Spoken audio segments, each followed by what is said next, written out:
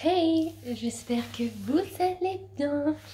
On se retrouve pour une vidéo qui va changer un petit peu des hauls et des vlogs. On m'a demandé de faire une vidéo sur mon parcours scolaire et mon parcours professionnel. Donc écoutez, je vais vous parler de ça. Donc la luminosité était très bien juste avant que j'allume mon téléphone. Il fait nuageux et en plus il y a mon sèche-linge qui tourne. Donc vous aurez peut-être un bruit de fond, je suis désolée. Mais je tourne pendant ma pause repas, vous savez très bien que c'est à ce moment-là que je tourne. Donc on va commencer avec le scolaire. Logique. Alors, je vais passer par toutes les... Enfin, pas toutes les classes, mais vous voyez, la maternelle c'est très bien passé, mais en même temps je pense que ça se passe très bien pour tout le monde. Arrivé au CP, alors par contre, comment dire, j'ai eu un... Alors je sais même plus si j'avais fait... Ben si, j'avais fait un an du coup parce que j'ai redoublé. Donc j'ai redoublé mon CP. Oui, oui. En fait, j'avais une maîtresse qui était pas forcément très sympa avec moi. Ma mère me faisait un palmier sur la tête. Voilà. Et soi-disant, ça dérangeait mes camarades qui étaient derrière moi. Ils ne voyaient pas le tableau. Alors c'est vrai qu'un palmier avec 4 cheveux comme ça dérange tout le monde. C'est super. Donc du coup, elle m'arrachait le chouchou. Donc elle me tirait les cheveux, elle me mettait au fond, elle me punissait. Ah là, je me rappelle pas de tout, jusqu'à que ma soeur pète les plombs et aille la voir et lui dise de se calmer un petit peu la moulaga. Donc du coup, j'ai changé d'école et du coup, j'ai redoublé mon CP. Par contre, mon second CP s'est trop bien passé. J'avais un maître, mais vraiment formidable. Je l'aimais de trop. Même quand je vois les photos à l'heure actuelle, je me dis, oh, elle était trop cool quoi. Donc j'ai été trop contente d'avoir une deuxième chance quelque part. Après, à cette primaire là, donc je me suis fait des copines, tout ça. Par contre, comment dire, une camarade n'était pas forcément très gentille non plus, donc elle décidait si les autres pouvaient me parler. Vous voyez ce genre de personne qui décide pour les autres? Non, toi tu lui parles, non, toi tu lui parles pas à elle, parce que voilà, machin. Donc du coup, des fois on me parlait, des fois on me parlait pas, donc écoutez, je restais des fois sur le bord avec la maîtresse, parce que je n'avais pas d'amis. Donc ces souvenirs-là sont pas très joyeux. Non, je le dis avec le sourire parce que voilà, il y a le recul. Mais c'était pas du tout facile pour moi. En plus, elle m'avait écrit une lettre avec des insultes, s'il vous plaît. La meuf, elle avait 6 ans. Voilà quoi. Donc je me demande à l'heure actuelle ce qu'elle est devenue, mais je pense pas qu'elle elle a dû devenir une très bonne personne. Forcément, je ne pense pas forcément. Après, les autres classes se sont plutôt bien passées. Au début, je travaillais assez bien. Et arrivé au CM2, il y avait des groupes. 1, 2, 3, 4. Les 4, c'était un peu les cancres, hein, désolée, mais c'était ça. J'étais pas mal de fois dans les 4. J'ai jamais trop aimé l'école, à vrai dire. Mais bon, voilà. Je sais aussi que j'avais changé d'école et que j'étais allée dans une autre ville, mais je ne sais plus la classe. Je pense que c'est peut-être le CP après la maîtresse con, là. Du coup, j'avais eu le même cas, une petite qui me poussait, tout ça, donc j'ai pas été... Cette école-là m'a pas donné trop de bons souvenirs, à part juste que le jeudi on faisait poney. Voilà, c'était le seul bon souvenir que j'ai de cette école.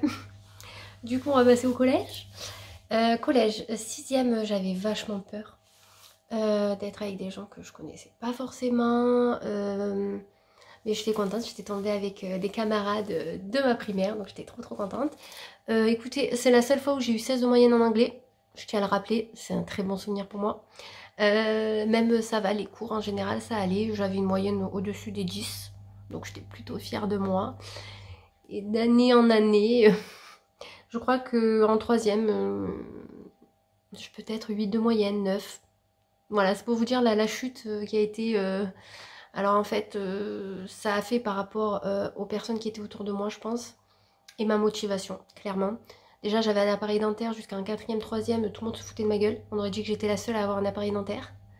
On me demandait à quelle heure passait le train. Mais qui fait ça en fait? Je pense que... Mais même moi, je voyais les autres avec un appareil, je me disais, c'est cool, ils prennent soin de leurs dents, tu vois. Mais non, en fait, ça gênait. J'en avais un qui m'emmerdait. Donc je pense que j'ai eu quelques passages d'harcèlement, vous voyez, un petit peu. Lui, c'est pareil, j'ai toujours apporté mon petit déj et mon goûter. même à l'heure actuelle, je suis pareil. J'apporte mon petit 10 heures et mon petit 4 heures, vous voyez, au travail. Et bien là, il venait me le piquer. Vous voyez, il me disait que j'étais moche. Parce que j'avais pas de petit copain, vous comprenez. Il fallait avoir un petit copain à ce moment-là. Et moi, j'ai eu un petit copain à 14 ans où j'ai fait un bisou et c'était fini. Eh ben, vous voyez, c'est parce que j'étais trop moche, j'étais trop machin, trop truc. Voilà, alors que lui, il ressemblait à rien non plus. Mais bon, est-ce que moi, je lui ai dit? Non, pas forcément, parce que moi, je ne suis pas comme ça. Donc j'avais dit au proviseur de le calmer un petit peu, il s'était un peu calmé.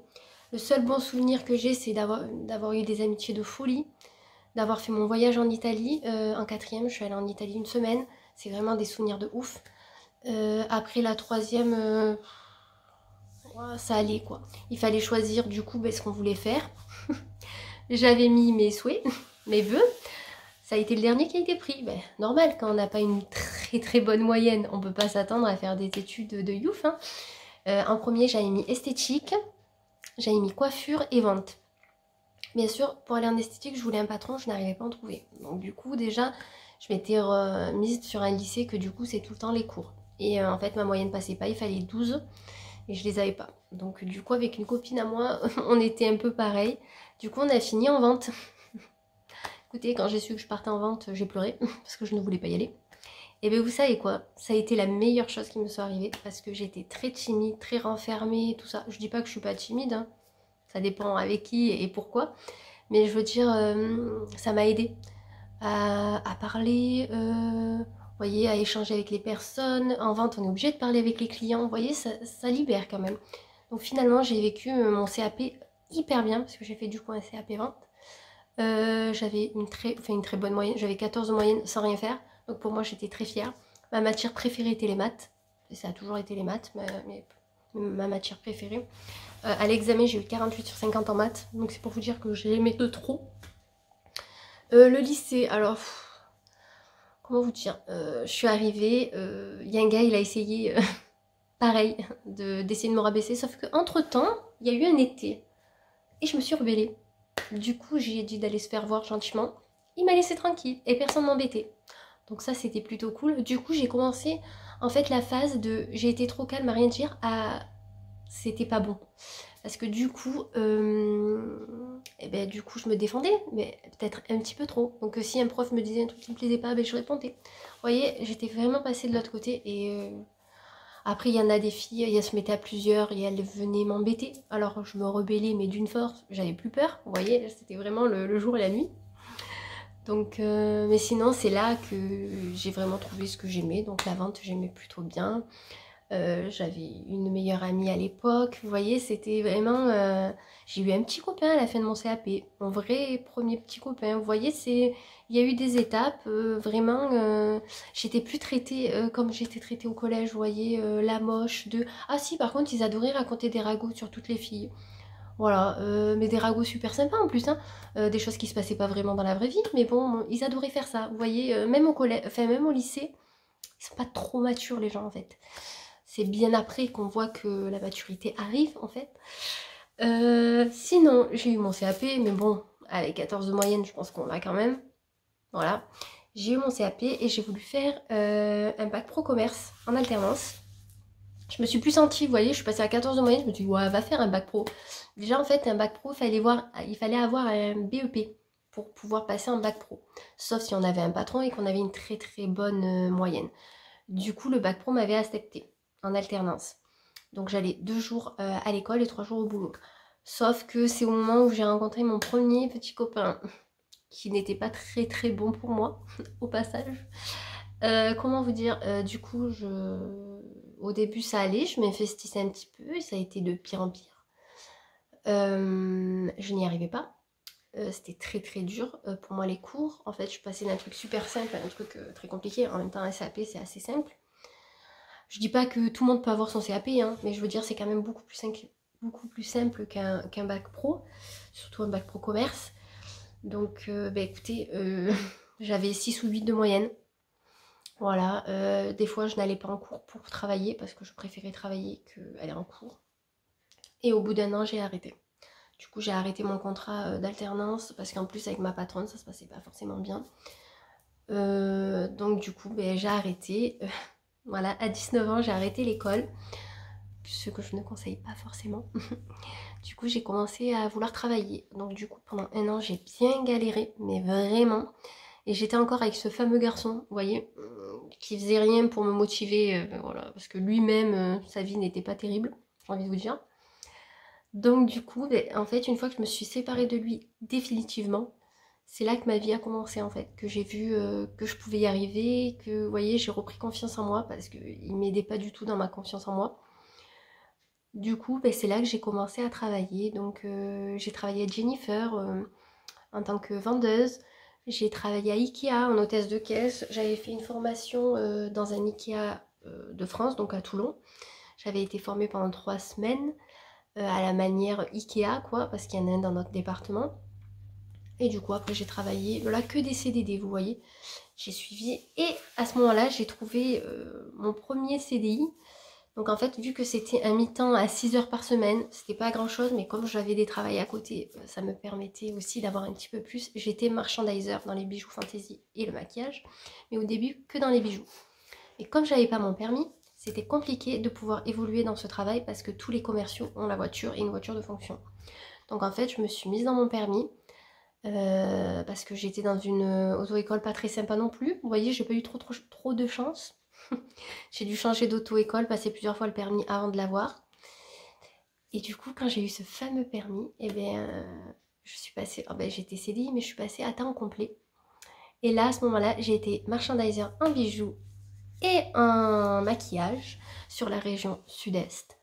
Voilà, donc du coup j'avais plusieurs magasins, donc j'avais les Kiabi, les Jiffy, les Carrefour, Auchan, Cora, c'était pas Jouet Club, mais un truc dans ce style, Toys R Us, Tachi, j'avais quoi, Babou, j'avais plein de petits magasins comme ça. En fait, c'était des bijoux pas chers et du maquillage pas cher, mais vous voyez, c'était bien parce que je voyais du monde, j'avais une tournée précise, il y a des magasins que je voyais à la semaine, il y en a c'était tous les 15 jours et il y en a c'était mensuellement, voilà. Je faisais 2000 km en voiture par semaine, donc c'était vraiment énorme. Pendant les périodes de fête, je pouvais partir à 5h30 le matin, rentrer à 20h passé. Des fois, j'étais couchée, je dormais à l'hôtel, surtout quand j'étais vers la Côte d'Azur. Si vous voulez, pour les secteurs. Donc, début de semaine, j'étais Vaucluse et 26, la Drôme. Après, le mardi, j'étais souvent à Montpellier et dans le Gard. Le mercredi, par exemple, j'étais à Gap et à Aix quand je revenais sur la route. Le jeudi, vendredi, c'était la Côte d'Azur. Donc je partais et je faisais toute la Côte d'Azur. En fait, je débutais à la Seine-sur-Mer pour aller jusqu'à Nice. Et après, je repartais chez moi, qui suis dans le Vaucluse, en fait. Donc c'était quand même un rythme vraiment intense. Mais ça a été le métier le mieux que j'ai eu. Franchement, c'est celui-là qui m'a donné le plus de bons souvenirs, celui-là que j'ai le plus apprécié.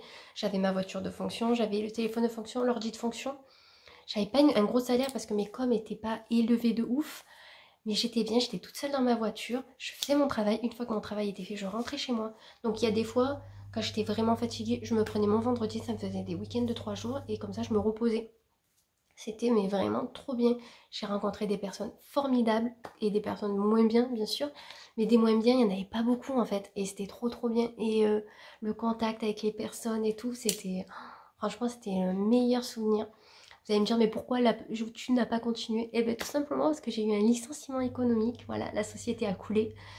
Donc, du coup, j'ai eu un licenciement économique quand je suis tombée enceinte.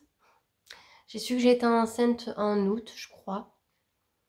Et en septembre, j'étais licenciée économiquement, en fait. Voilà. Donc, ça n'a pas été facile. Pas facile du tout. Mais bon, écoutez, j'ai eu le CSP, donc c'est ce qu'on a quand on est licencié économiquement. On touche 80% de notre salaire brut, le temps de retrouver quelque chose, et on est prioritaire pour une formation, du coup, parce qu'on est licencié. Donc en fait, pendant un an, eh ben, du coup, je n'ai rien fait parce que j'étais enceinte et je me suis occupée de Juliana. Et après, j'ai demandé de faire une formation de secrétaire comptable. Donc du coup, j'avais 27 ans quand j'ai commencé ma formation, qui a duré un an. Donc dans cette formation, j'ai vu le secrétariat, la comptabilité, la paye et le RH. Voilà, les ressources humaines. Ça a été trop sympa. Par contre, vous savez, quand vous partez en formation, vous avez l'impression de repartir au collège. Les gens sont autant bêtes que quand on était au collège, quelque part. Donc voilà. Après, moi, j'y allais surtout parce que je voulais me reconvertir et pouvoir... Parce qu'en fait, j'adore tout ce qui est à la vente, mais c'est par rapport aux horaires, tout ça. Quand on a des enfants, c'est plus compliqué. Et je voulais quand même profiter de Juliana à ce moment-là. Donc, je me suis dit, fais quelque chose qui a des horaires de bureau, t'as tes week-ends. Vous voyez, il faut voir aussi l'avantage de ça.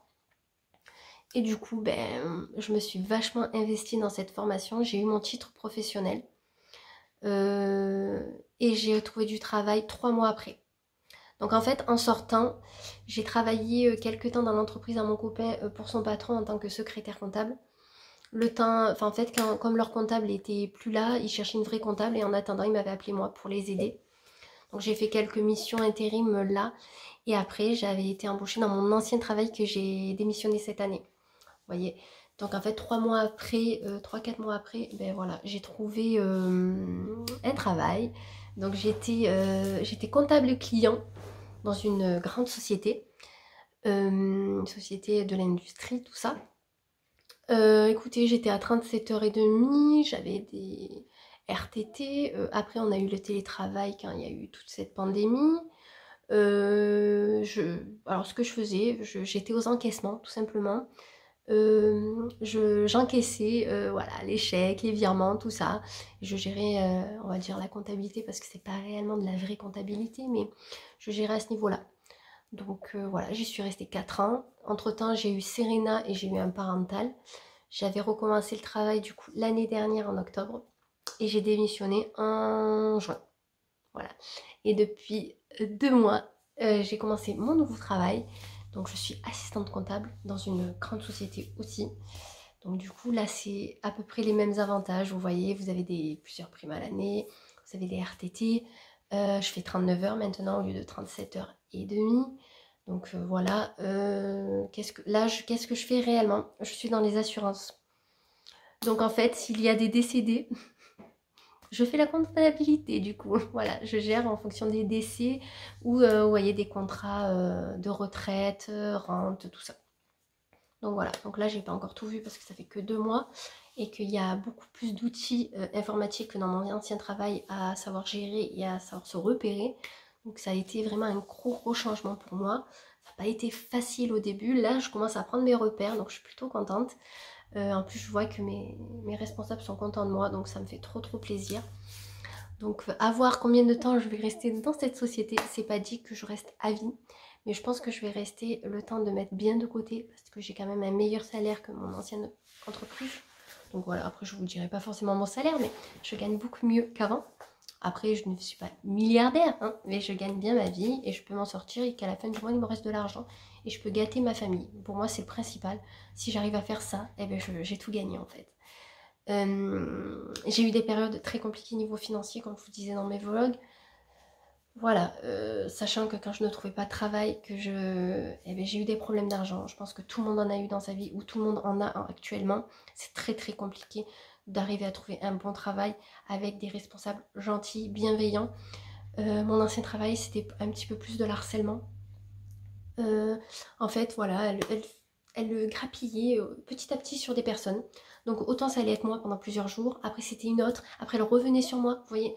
Et en fait, ça, à force de se faire, vous voyez, eh ben, ça fait on perd notre confiance en soi, on n'est pas bien, on se lève, on n'a pas envie d'aller travailler. Le soir, on rentre, on a les larmes aux yeux parce qu'on en a eu marre de notre journée. Elle nous a saoulés du matin au soir, personne ne faisait rien. Je suis allée voir la RH, rien n'a changé. Vous voyez, donc j'adorais mes collègues de travail, j'ai eu des amis, j'ai connu des amis grâce à ce travail. J'adorais aller travailler avec elles. Mais au bout d'un moment, on ne peut pas aller travailler que pour voir ses amis. Le mental y joue, la santé, parce que du coup, je me contrariais tellement que avec mon estomac, c'était plus vivable, le dos non plus. Donc il fallait changer. J'ai changé, j'ai trouvé mieux. Pour combien de temps? Je ne sais pas. Tant que ça se passe bien et qu'on me laisse tranquille et qu'on me laisse travailler, ça ira. Comme j'ai dit, le jour où on m'embête un peu trop, eh bien je changerai. C'est fini de travailler toute sa vie dans une société. Maintenant, si on a envie de changer, il faut changer. La vie est trop courte pour se prendre la tête. Voilà, moi je pars de ce principe-là. Donc voilà, pour mon expérience professionnelle et scolaire. Donc vous voyez, rien de fifou, hein, vous vous attendez peut-être à plus ou à moins, je ne sais pas. Mais dans tous les cas, j'ai un projet j'ai un projet professionnel qui me tient à cœur, que j'espère réaliser un jour. Et c'est pour ça que je mets de l'argent de côté. C'est pour ouvrir une boutique. Voilà, c'est mon rêve ultime, d'ouvrir une petite boutique. Alors, l'idéal serait bijoux et vêtements et accessoires, tout ça. Mais si je peux faire juste accessoires, je serais trop contente. Je pense que je commencerai avec la vente en ligne pour voir comment ça marche.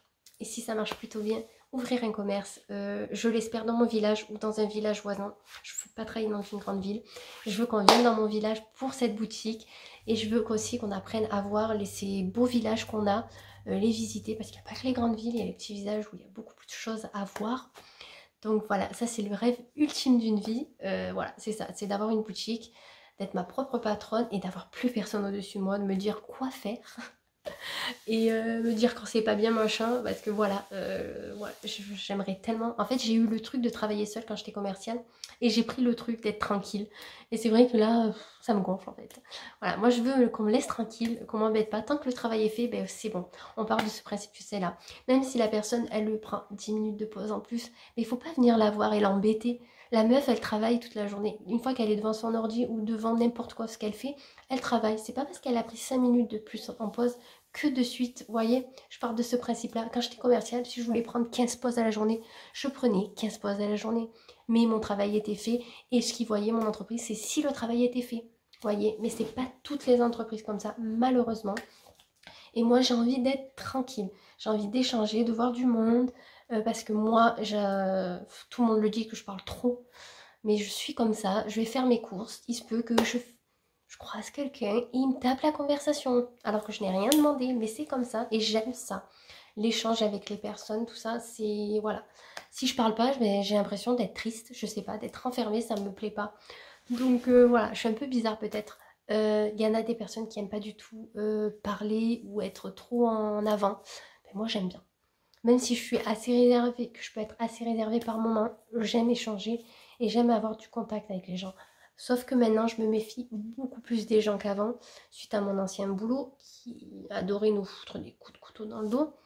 J'ai un petit peu plus de, voilà, un peu plus de mal, mais j'aime toujours autant blablater, rigoler, raconter des conneries. Voilà, je pense que ça changera jamais. Je suis comme ça dans la vie privée, donc je serai comme ça aussi au niveau du travail. Après, si vous vous demandez au niveau de YouTube, bah écoutez, pour le moment, je n'ai pas beaucoup d'abonnés, voilà. Mais si un jour j'arrive à avoir un revenu dessus, je serai vraiment très fière de ça. Je serai vraiment trop contente de pouvoir vivre de ça parce que j'adore faire ça, même si je suis pas une pro niveau montage, niveau que je connais des choses sur YouTube, comment faire ci, cela. Voilà, je suis novice. Mais j'aimerais beaucoup aussi en faire mon métier. C'est vrai que j'aimerais bien en faire mon métier et en complément avoir ma boutique, je vous cache pas. Mais bon, pour le moment, ce n'est pas d'actualité. Voilà, je suis pas assez vue, je n'ai pas assez d'abonnés, mais ça ne me dérange absolument pas parce que je ne fais pas ça juste pour avoir de l'argent de YouTube ou que sais-je. Moi, je fais ça pour vous partager mes bons plans, pour vous partager ce que je ressens, ma vie de tous les jours parce que j'aime beaucoup. Mais si un jour ça doit se faire, ça sera super. Et si ça se fait pas, ça se fait pas. C'est comme ça, c'est la vie. Voilà, il faut juste le dire.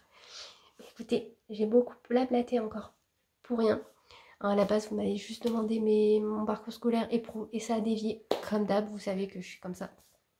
Dites-moi, vous, ce qui est votre parcours scolaire et professionnel. N'hésitez pas à blablater avec moi. Ça me fera trop plaisir. Et on se retrouve très vite pour une nouvelle vidéo.